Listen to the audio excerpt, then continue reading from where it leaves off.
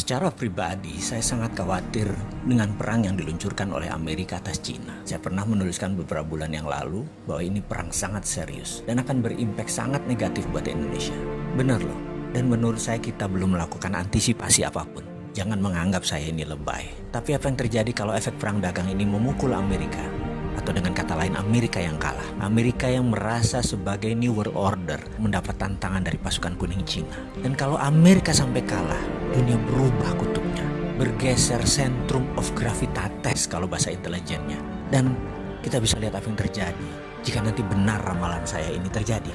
Kita semua tahu menjadi penguasa dunia itu sangat menguntungkan, baik secara ekonomi, apalagi secara politik. Amerika sudah menikmati 70 tahun hingga saat ini, dan sekarang mendapat tantangan dari negara Cina. Mungkin saat ini kekuasaan Amerika tinggal 50% pengaruhnya terhadap dunia. Ada yang menganalisa mungkin lebih kecil, alias Amerika jadi negara sunset, dan Amerika tahu itu.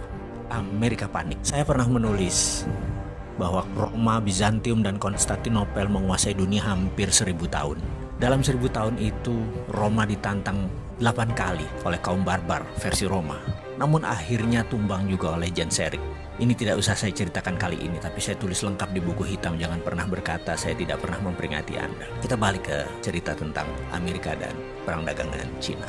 Sekarang belum 100 tahun Amerika sudah mendapatkan tantangan super hebat yang Amerika tidak pernah bayangkan sebelumnya. Secara militer, mungkin Amerika masih mendominasi. Namun secara teknologi, Cina sudah menyamai. Secara perdagangan, Cina sudah menguasai dunia. Secara logistik dan distribusi, Cina yang menang. Uang, Wall Street, Cina punya sendiri. Cina punya Hudsonian New Economic Model. Kalau sosial media atau informasi, apakah Amerika yang pemenangnya? Mungkin di dunia ya saat ini. Tapi di Cina, Amerika tidak bisa sentuh sama sekali. Coba perhatikan list di bawah ini. Cina punya Baidu, yaitu Google-nya Cina. Cina punya Alibaba, yaitu Amazon-nya Cina. Cina punya Didi Sucing, Uber-nya Cina.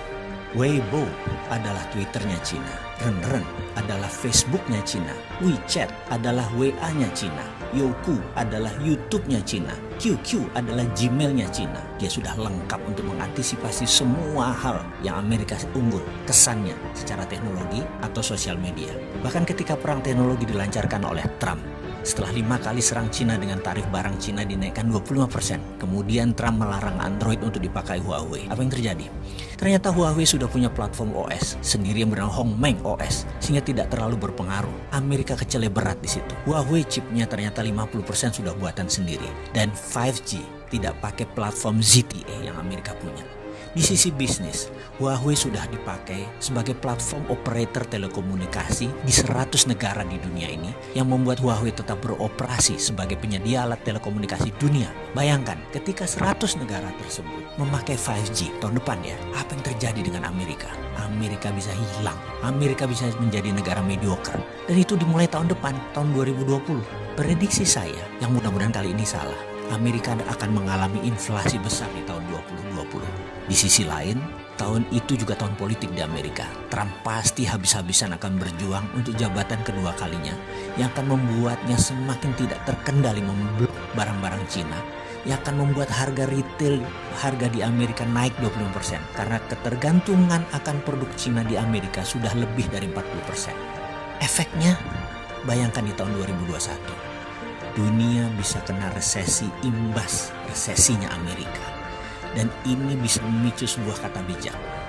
The end of trade war is the beginning of military war. Berakhirnya perang dagang adalah saat dimulainya perang militer. Pertanyaan kita sekarang, Indonesia siapkah?